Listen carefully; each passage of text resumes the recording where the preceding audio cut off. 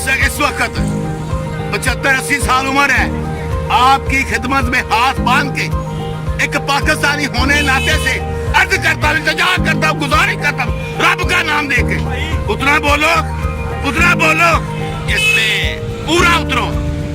वो अल्फाज अपनी जबान से मत बोले, मत अदा करें, उससे पाकिस्तान, अवाम पाकिस्तान की अमसल्ट तौहीन और नकदरी होती है।